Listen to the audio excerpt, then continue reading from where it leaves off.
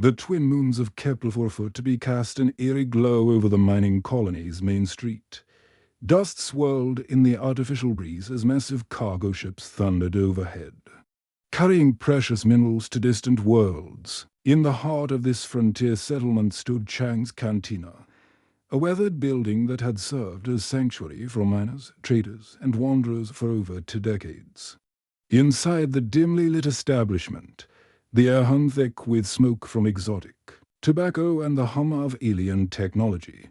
Holographic advertisements flickered on the walls, promoting everything from oil implants to off-world vacations. The cantina buzzed with quiet conversation in a dozen different languages as beings from across the galaxy shared drinks and stories. At the far end of the bar, Park Dong-soo sat in his usual spot.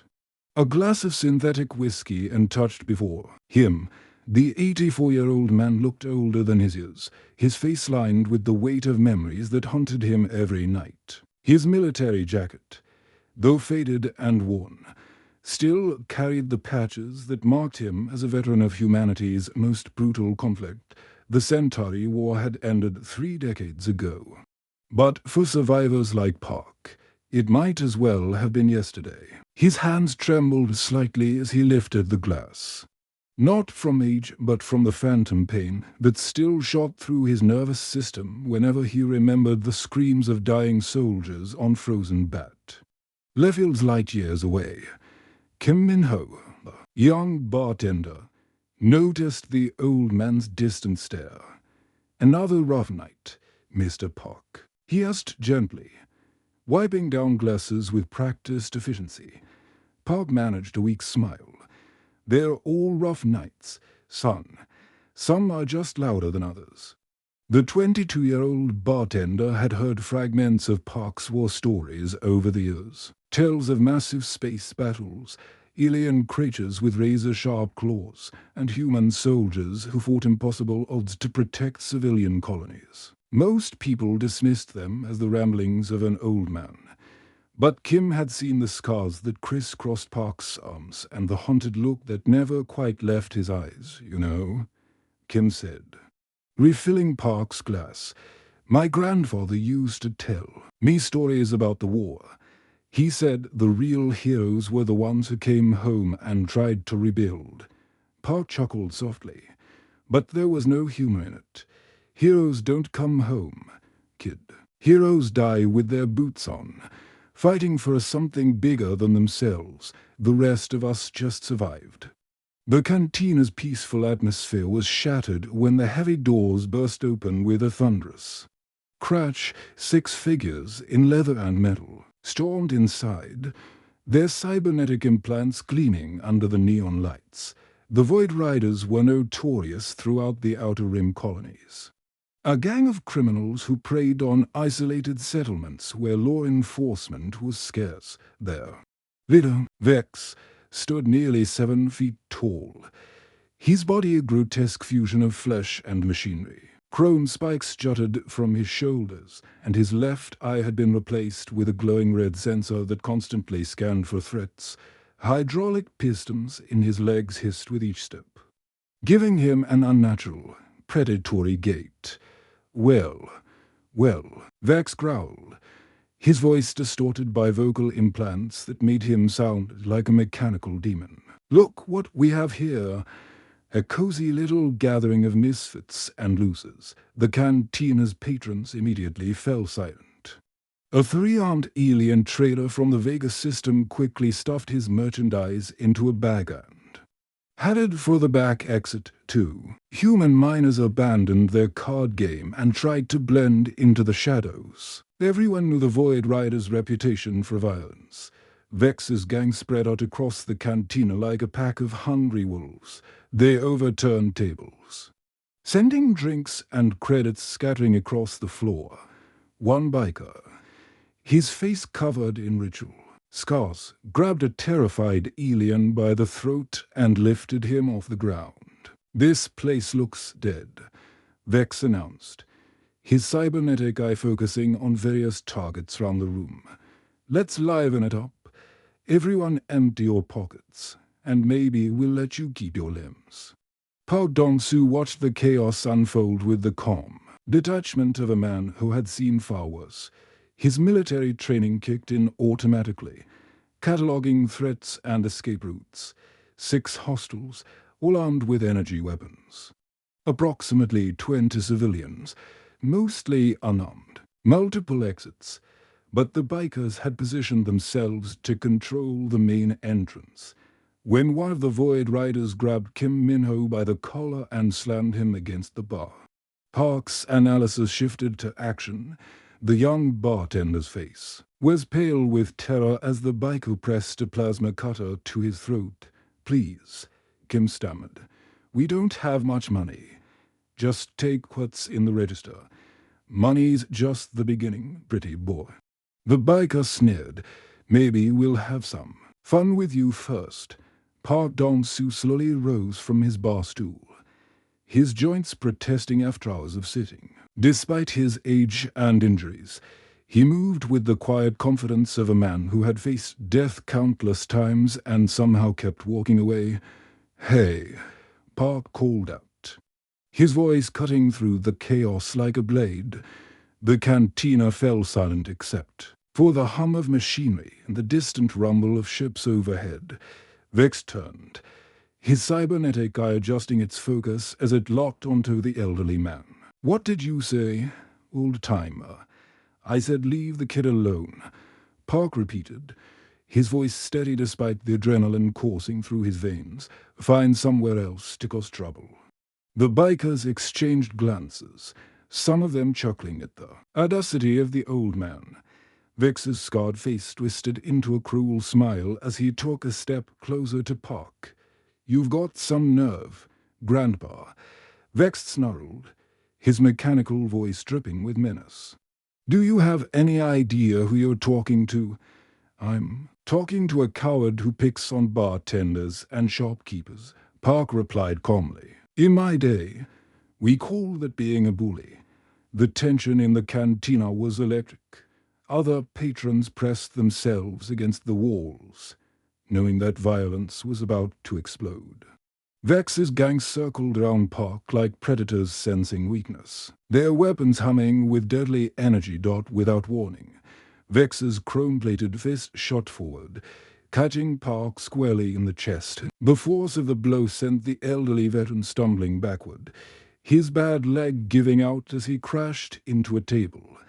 Glasses exploded in a shower of synthetic alcohol and fragments. And Park hit the floor hard, pain shot through his body like lightning, awakening old wounds that had never fully healed. Shrapnel scars from the Battle of Proxima Station burned like fire. His artificial knee joint sparked and stuttered, damaged in the fall, but even as agony raced through his nervous system. Park's eyes never left Vex's face. "Stay down, old man." Vex laughed, his voice echoing through the cantina. "Before you get hurt worse than you already are." Park struggled to sit up, his breathing labored but his spirit unbroken. What the Void Riders didn't know was that the impact had triggered his military medical implant, a piece of advanced technology that monitored the vital signs of all registered veterans. The device had automatically activated upon detecting signs of assault, sending an emergency signal across the Terran Defense Network, somewhere in the depths of space.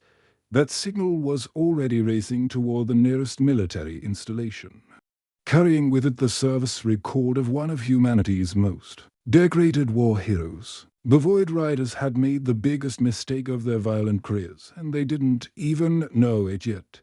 The massive battle cruiser Retribution drifted silently through the void between stars, its hull gleaming like polished obsidian against the cosmic backdrop. Stretching nearly 2 kilometers from bow to stern, the warship was a testament to human engineering and military might. Its weapon systems could level entire cities, and its shields could withstand the fury of a solar flare. On the bridge, Admiral Lee Haijin stood before a wall of holographic displays showing star charts, patrol routes, and fleet positions across 3-star systems. At 45, she was the youngest admiral in the Terran Defense Force, her rise through the ranks marked by brilliant tactical victories against alien pirates and rogue AI fleets.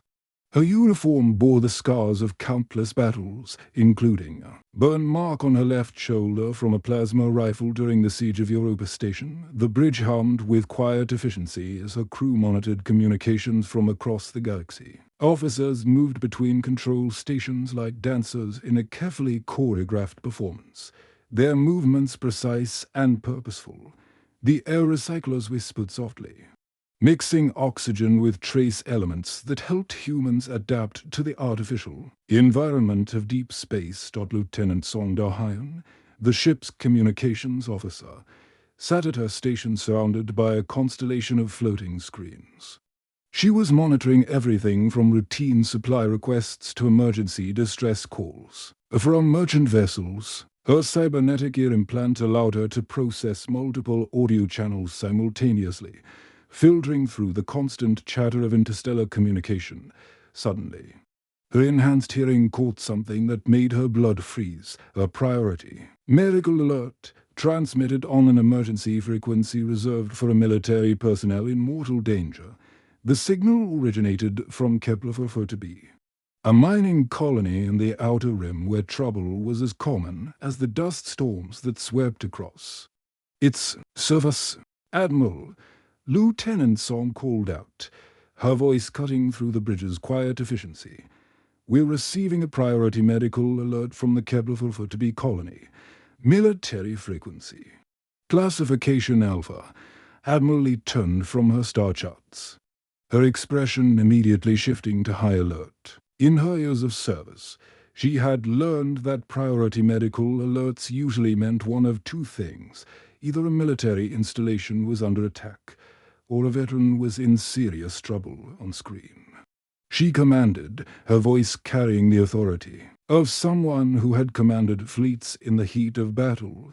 The main holographic display shifted, showing streams of data flowing across the screen like digital waterfalls. Medical readings, location coordinates, and most importantly, a military service record that made Admiral Lee's heart skip a beat.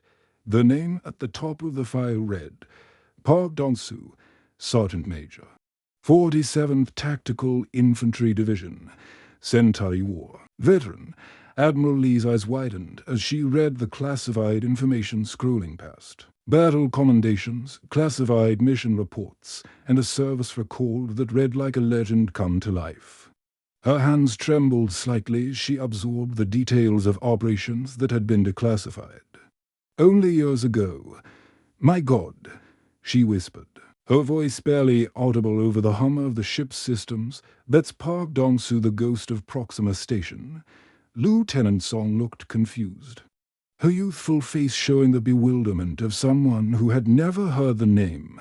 "Ma'am, I'm not familiar with that designation." Admiral Lee turned to face her communications officer, and for a moment, the weight of history seemed to settle on her shoulders. "Lieutenant, this man is a living legend. During the Centauri War, when the Zephyrian fleet attacked Proxima Station, he single-handedly held off an entire assault force for 18 hours while civilian transports evacuated the colony. The bridge fell silent as other officers stopped their work to listen. The Centauri War had ended before most of them were born, but its stories had become the stuff of military legend. "The Zephyrians had these creatures," Admiral Lee continued, her voice taking on the tone of someone sharing sacred history. "Bioengineered monsters the size of small aircraft, with acid for blood and claws that could tear through battle armor like paper. They sent wave after wave of them against Proxima Station, and Park Dong-soo held the main defense line with nothing but a plasma rifle and sheer determination." Lieutenant Song's face had gone pale. "How is that possible, Mom?" He used the station's own infrastructure as weapons, collapsed maintenance tunnels to create choke points, rigged the power grid to electrify whole sections of the base, and when his ammunition ran out, he started using mining explosives as improvised grenades. The man saved over 10,000 lives. That day, Admiral Lee's jaw tightened as she read the current alert details. The medical sensors were reporting signs of assault. possible internal injuries, and a heartbeat that was dangerously irregular. An 84-year-old war hero was lying on the floor of some frontier cantina, hurt and defenseless. "Get me Captain Cho, Jason of the Black Hawk Unit," she ordered, her voice carrying the steel of absolute command. "Priority Alpha authorization. Encrypted channel." "Yes, ma'am. Patching you through now," Lieutenant Song replied, her fingers dancing across holographic controls. The communication system reached across space, bouncing signals off relay stations and through quantum entanglement networks until it connected with the lunar base orbiting Kepler-4 for it to be.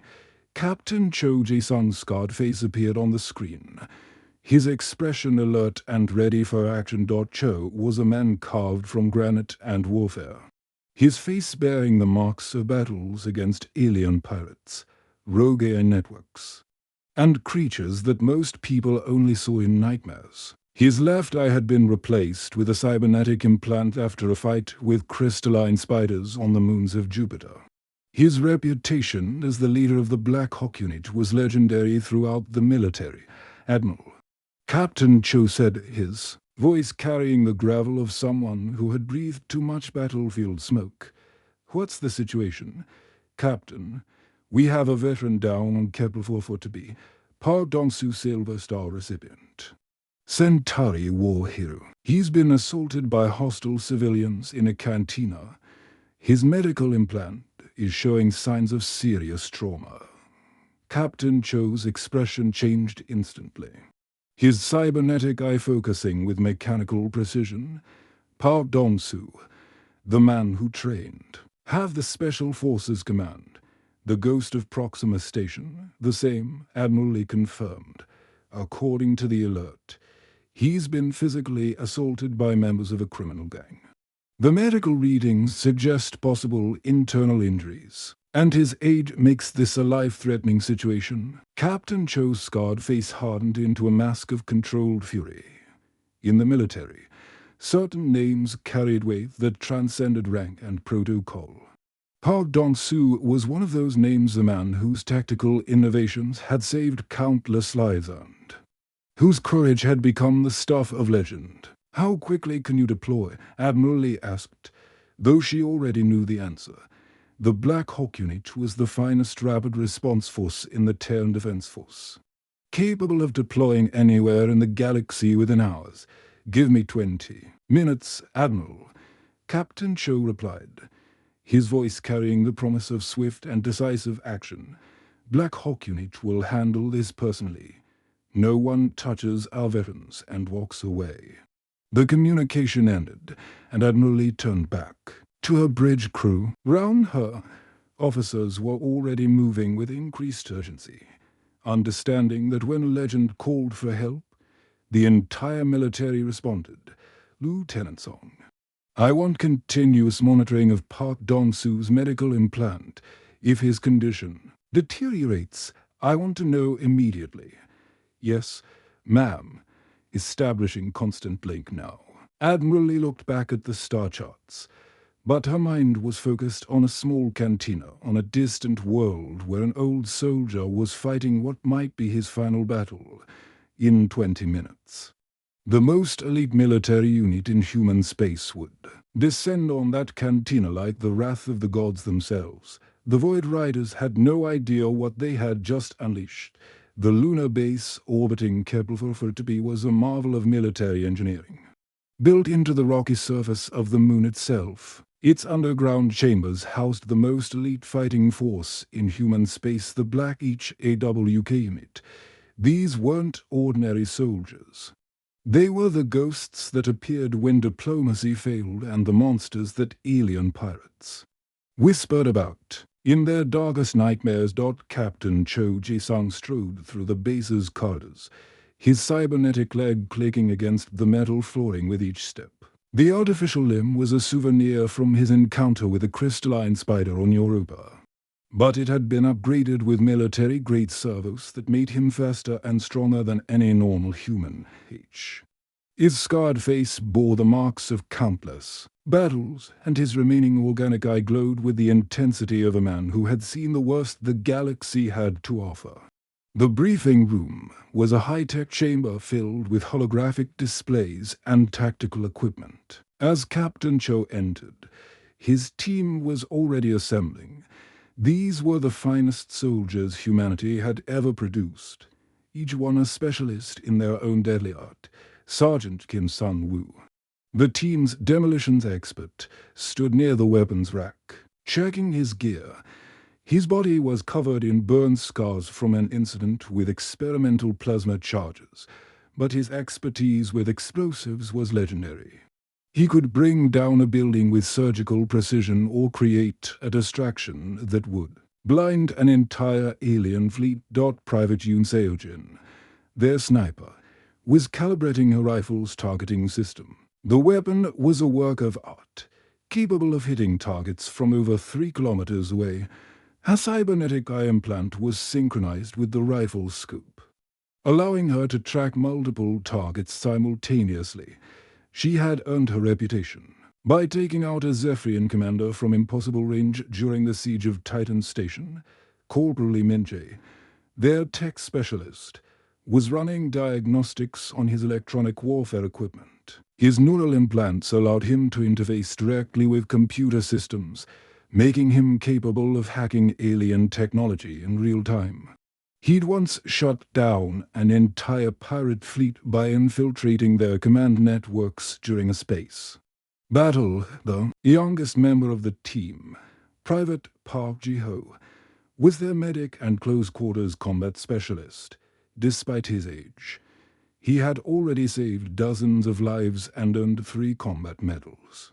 His hands were steady enough to perform surgery in the middle of a firefight, and his reflexes were fast enough to dodge plasma bolts.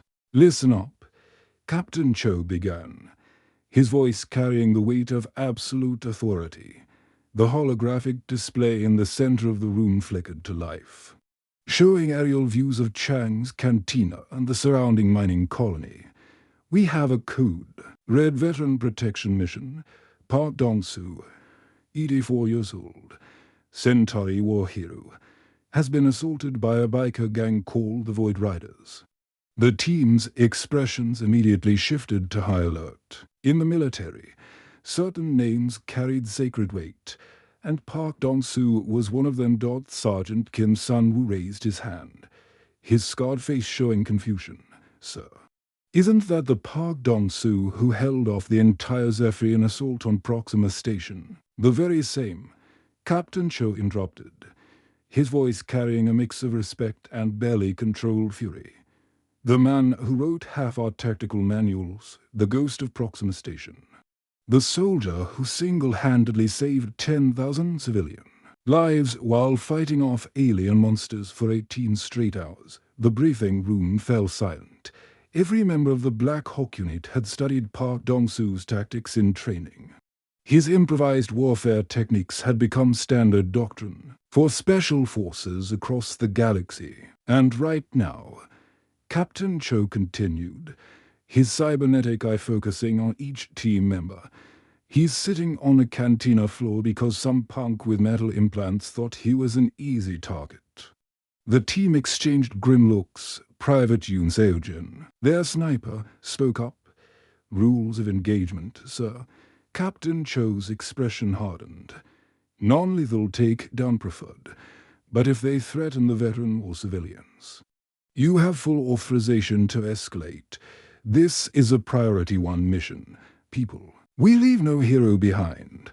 Corporal Lee Min-jae pulled up intelligence files on his holographic display. "Sir, the Void Riders are a known criminal organization. 6 members, all with military-grade cybernetic enhancements. Their leader, Vex, has hydraulic limbs and reinforced skeletal structure. They've been linked to attacks on 17 different colonies, weapon loadouts." Captain Cho asked. "Plasma rifles, energy blades, and personal shield generators," Private Park Ji-ho reported. "Standard pirate equipment, but dangerous to civilians." Captain Cho nodded. 15 minutes to deployment. Full tactical gear. Non-lethal priority. But prepare for escalation, remember? We're not just saving a veteran, we're protecting a living legend. Meanwhile, back at Chang's cantina. The situation had deteriorated rapidly. The Void Riders had barricaded the exits with overturned tables and chairs, trapping the terrified patrons inside. The air was thick with fear and the smell of spilled alcohol. Vex and his gang had grown bolder, systematically robbing everyone in the cantina. They forced alien traders to empty their credit pouches, strip valuable jewelry from human merchants, and terrorized anyone who dared to resist. The cybernetic enhancements that made them so dangerous also made them overconfident. Park Dong-soo remained on the floor where he had fallen, but his experienced eyes were far from helpless. Despite his age and injuries, his military training was still sharp. He counted 6 hostiles, noted their weapons and positioning, and mentally mapped every possible escape route in the cantina. His artificial knee joint sparked occasionally.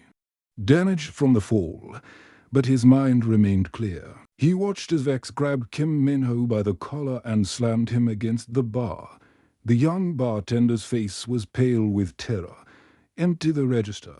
"Boy," Vex snarled, his mechanical voice distorting with menace, "and don't even think about hitting any alarm buttons, or your friend here gets worse than a shove." Kim Min-ho's hands trembled as he opened the cash register, credits spilling onto the floor.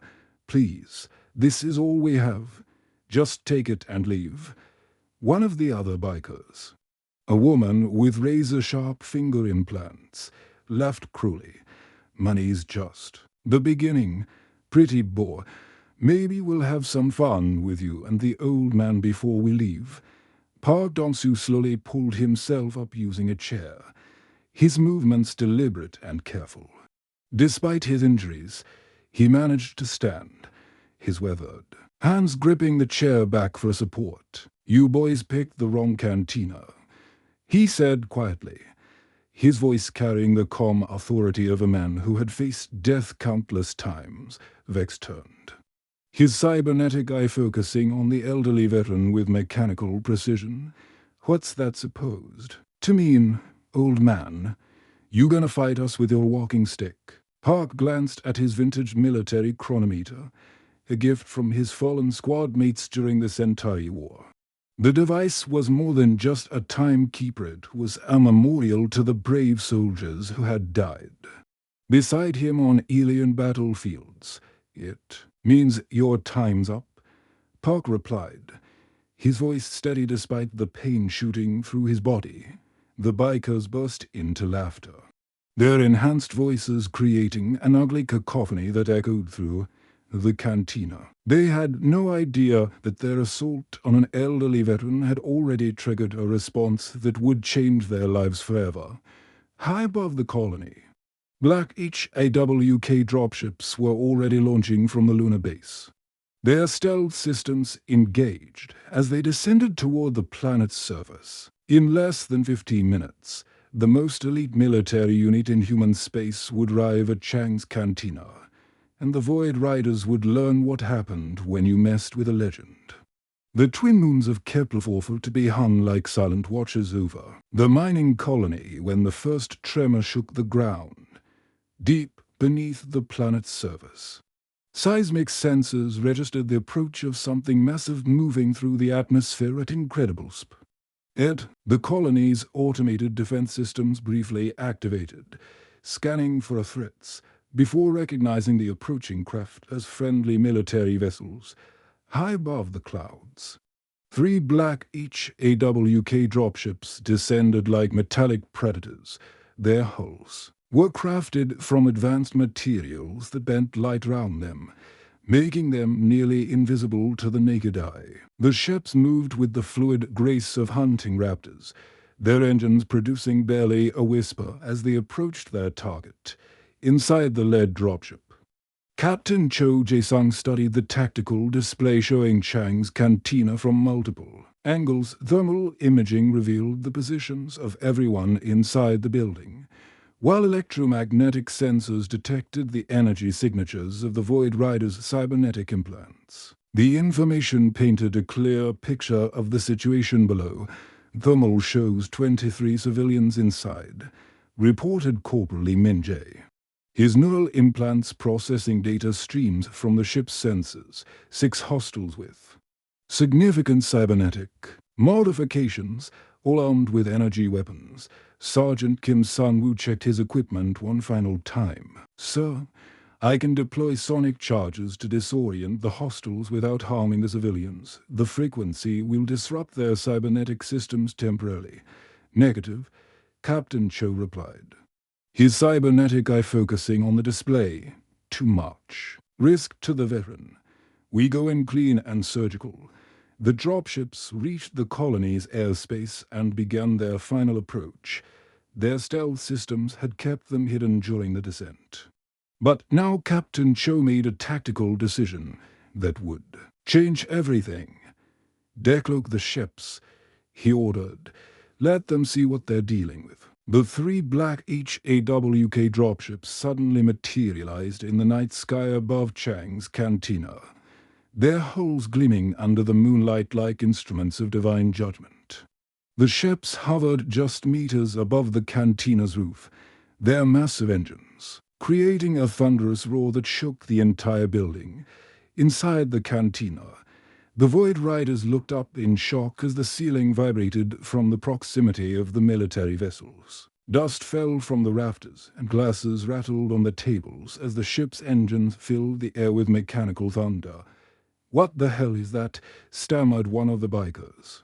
A woman with razor-sharp finger implants who had been terrorizing an alien trader moments before. Her enhanced hearing was picking up the distinct sound signatures of military-grade propulsion systems. Through the cantina's windows, the terrified patrons could see the sleek, predatory shapes of the dropships. The vessels were works of art and engineering, their hulls covered in sensor arrays and weapon systems that could level entire city blocks. Bright targeting lasers suddenly swept through the windows, painting red dots across the walls and ceiling. The laser beams danced across the cantina's interior like the eyes of hunting cats, each one connected to weapon systems that could vaporize a human being in milliseconds. The red dots tracked the movements of the Void Riders with mechanical precision, following them wherever they tried to hide. Captain Cho's voice suddenly boomed through the ship's external speakers, his words carrying the authority of the entire Terran Defense Force.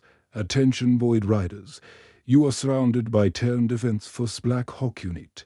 Release the veteran immediately and surrender." The amplified voice echoed through the cantina like the voice of an angry god, causing several patrons to cover their ears. The advanced sound systems made it impossible to ignore, penetrating even the cybernetic audio filters that some of the bikers used. Vex's cybernetic eye twitched as he processed the situation, his mechanical brain running through tactical calculations at superhuman speed. "Black HAWK," he whispered, his voice losing its earlier confidence. "Those are the guys who took out the Crimson Fleet single-handedly." The Crimson Fleet had been the most feared pirate armada in the galaxy, a collection of stolen warships and alien vessels that had terrorized 3-star systems. The Black Hawk Unit had destroyed them in a single engagement, turning their flagship into space debris and scattering the survivors to the cosmic winds. "They're bluffing," another biker said, though his voice shook with obvious fear. "They wouldn't deploy military units for one old man. It's got to be colonial security trying to scare us." But even as he spoke, the bikers could see through the cantina's main window as black HAWK soldiers began rappelling from the dropships with military precision. Each soldier wore advanced combat armor that made them look like mechanical knights, their movements fluid and coordinated despite the bulky equipment. The soldiers' armor was a marvel of military technology, incorporating personal shields, enhanced strength systems and sensor arrays that could track a target through solid walls. Their weapons were works of art, sleek energy rifles that could switch between non-lethal stun modes and devastating plasma bursts capable of cutting through starship hulls. Vex's confidence crumbled as he watched the elite soldiers descend from the ships like avenging angels. His cybernetic implants were screaming warnings at him, analyzing the soldiers' equipment and concluding that resistance would be futile. In desperation, he grabbed Park Dong-soo by the collar and hauled him to his feet. The elderly veteran winced as his damaged knee protested, but his eyes remained calm and focused. Wrong move. Military boys, Vex shouted toward the windows, his voice cracking with barely controlled panic. I've got your precious veteran right here. One step closer and the old man gets it. Park Dong-soo met Vex's eyes with the calm expression of a man who had faced death countless times and somehow kept walking away. Despite his age and injuries, there was something in his gaze that made the cybernetic thug hesitate. Son, Park said quietly, his voice carrying the weight of decades of combat experience. I've been in firefights across 3-star systems. I've fought alien creatures that would make your worst nightmares look like pleasant dreams. I've seen planets burn and watched good soldiers die in ways that would break your mind. The cantina fell silent except for the rumble of the dropships overhead. Even the other Void Riders stopped their terrorizing of the patrons to listen, and I'm telling you right now. Park continued, his voice steady despite the gun pressed against his temple. You have no idea what you've just brought down on yourself. These soldiers don't just protect veterans, they're veterans. Every one of them has been where I've been, seen what I've seen, and they don't like bullies. Shut up, old man, Vex snarled, but his mechanical voice betrayed his growing desperation. He pressed his plasma pistol against Park's temple, the weapon's energy cells charging with a high-pitched whine. That's when Corporal Lee Min-jae, monitoring the situation from the dropship, activated his electronic warfare systems. The cantina's lights suddenly went out, plunging the interior into darkness. Emergency lighting kicked in moments later, casting everything in an eerie red glow that made the laser targeting beams even more visible. In the darkness, Park Dong-soo smiled grimly. He had been in situations like this before, and he knew that when the lights went out, it meant the real soldiers were about to go to work. The final phase of the rescue was about to begin. In the red-tinted darkness of Chang's cantina, the Black Hawkunate became ghosts made of shadow and steel. Their advanced night vision systems transformed the chaotic scene into a tactical playground where every movement was calculated and every breath controlled. The soldiers moved like liquid mercury, flowing through the cantina with the precision of a surgical instrument. Captain Cho Ji-sung dropped through the skylight with cat-like grace, his cybernetic leg absorbing the impact without making a sound. His enhanced vision systems painted the room in brilliant detail, showing him the heat signatures of terrified civilians huddled behind overturned tables and the panicked movements of the Void Riders. As they tried to adapt to the sudden darkness, Sergeant Kim Sung-woo materialized near the bar like a specter, his demolitions expertise repurposed for crowd control. From his tactical vest, he produced a device that looked like a small metallic spider. The suppression field generator began to emit invisible waves of energy that targeted the specific frequency signal. Tours of cybernetic implants, the effect was immediate and devastating. The Void Riders' enhanced reflexes suddenly became sluggish. Their mechanical limbs began to stutter, and their targeting systems went haywire. The advanced technology that had made them so dangerous now became their weakness as the suppression field turned their own implants against them. "What's happening to me?"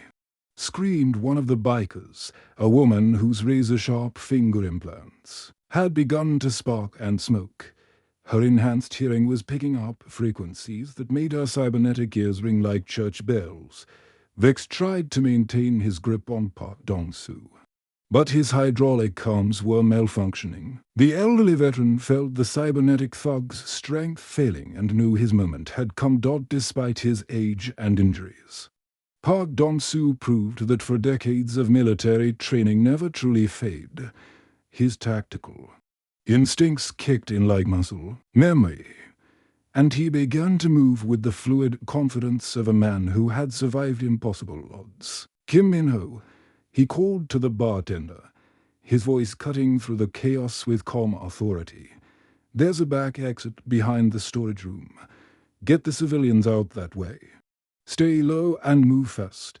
The young bartender nodded, his fear-giving way to determination as he began helping terrified patrons toward the emergency exit. Park's voice had the quality of absolute command that made people want to follow orders, even in the midst of panic. You three, Park pointed to a group of alien traders huddled behind a table. Follow the kid. Don't stop moving until you're outside. An elderly human woman was frozen with terror, unable to move as plasma bolts flew over her head. Park hobbled over to her, his damaged knee protesting with every step. "Ma'am," he said gently, taking her hand, "I need you to trust me. I've been in worse situations than this, and I'm still here. We're going to get you out safe." Meanwhile, Private Yoon Seo-jin had positioned herself on the cantina's roof, her sniper rifle tracking targets through the building's walls. Her cybernetic eye was synchronized with advanced sensors that could see through solid matter, giving her a perfect view of the chaos below. Through her scope, she watched Vex stumble as the suppression field disrupted his cybernetic balance systems. The biker leader was trying to use Park as a human shield, but his mechanical limbs were becoming increasingly unreliable. Target acquired. She whispered into her comm system. "Vex is exposed. Requesting permission to engage." "Negative, Captain." Joe replied through the tactical network. "Wait for the veteran to clear the line of fire." As if he had heard the conversation, Park Dong-soo suddenly dropped to the floor, his military training telling him exactly when to move, the moment he was clear. Yoon Seo-jin fired a stun round that hit Vex square in the chest, the cybernetic thug's body convulsed as thousands of volts of electricity coursed through his systems. His mechanical implants sparked and smoked before shutting down completely, leaving him unconscious on the cantina floor. Corporal Lee Min-jae had been systematically hacking the bikers' weapon systems, turning their own guns against them. One by one, their plasma rifles overloaded and shut down, leaving them defenseless. His neural implants allowed him to process electronic warfare at superhuman speeds, making him a one-man army against any technology-dependent enemy. Private Park Ji-ho moved through the cantina like a healing angel, checking on injured civilians and providing medical aid to anyone who needed it. His enhanced reflexes and medical training made him capable of treating multiple patients simultaneously while dodging the occasional stray energy blur. Within minutes, all 6 Void Riders were unconscious and secured with electromagnetic restraints that would contain even their cybernetic enhancements. The cantina's emergency lighting flickered back on, revealing the professional aftermath of a Black Hawk operation. The scene looked like something from a tactical training manual. The criminals were neatly arranged in a line, their weapons secured, and their injuries treated. The civilians were safe and accounted for, with minimal damage to the surrounding area. It was the kind of precision operation that had made the Black Hawk unit legendary throughout the galaxy. Captain Cho approached Park Dong-soo, who was sitting on a bar stool having his injuries examined by Private Park Ji-ho. The team medic was running diagnostic scans with handheld devices that looked like something from a science fiction movie. "Sir," Captain Cho said, offering a crisp military salute that belonged in a parade ground rather than a frontier cantina. "Captain Cho Ji-sung, Black Hawk Unit, are you injured?" Park returned the salute with a slight smile, his weathered face showing both pain and pride. Nothing that won't heal, Captain. Though I have to ask, isn't this response a bit excessive for a bar fight, sir? With respect, Captain Cho replied, his scarred face serious. When someone assaults the ghost of Proxima Station, it stops being a bar fight and becomes a matter of military honor. We don't leave our legends behind. Admiral Lehijan's voice suddenly crackled through Captain Cho's comm unit. The signal clear despite the distance between the cantina and her battle cruiser. Captain, status report. Mission accomplished. Admiral, Captain Cho responded, his voice carrying the satisfaction of a job well done. Veteran secure, hostiles neutralized. Park Dong-soo is safe and receiving medical attention. Excellent work. Captain, Admiral Lee replied. Please inform Mr. Park that the Terran Defense Force considers him family. We look after our own. No matter how far from home they are, as the Black HAWK soldiers prepared to transport the captured bikers to face military tribunal, Park Dong-soo stood up slowly. Despite his age and injuries, he moved with the quiet dignity of a man who had seen history unfold and helped shape it with his own hands. Captain, he said to Cho Jae-sung, his voice carrying genuine curiosity. Your unit moves well. Her coordination was flawless, and the tactical execution was perfect. Who trained you? Captain Cho's expression softened with something approaching reverence. Actually, sir, we still use the urban combat manual you wrote after the siege of Proxima Station. It's required reading for all Special Forces units. Every tactical movement we made tonight came from your playbook. Park chuckled softly, the sound carrying both amusement and melancholy. Then I suppose I trained you after all. Didn't I? The young bartender Kim Min-ho approached nervously, his earlier terror replaced by awe and curiosity. Mr. Park, I never knew you were a war hero. All this time, you've been sitting at my bar. And I had no idea. I'm not a hero. Son, Park replied gently, his voice carrying the weight of decades of survivor's guilt. I'm just a soldier who was lucky enough to come home. The real heroes are the ones who didn't make it back, the ones whose names are carved on memorial walls across the galaxy, as the Black HAWK dropships lifted off with their prisoners. Their engines creating a thunderous farewell symphony, the cantina slowly began to return to normal. But something fundamental had changed in the small establishment. The other patrons looked at Park Dong-soo with new respect and understanding, seeing him not just as a quiet old man, but as a living piece of history. When he returned to his seat at the bar, Kim Min-ho refused to let him pay for his drink. On the house, sir, the young bartender said firmly. Always. Park Dong-soo raised his glass of synthetic whiskey in a quiet toast to the empty air, honoring the memory of comrades who would never share another drink outside. The stars of Kepler-4 were to bees. Night sky shone down on a colony that had learned an important lesson about respect, honor, and the unbreakable bonds that connect soldiers across time and space. The end.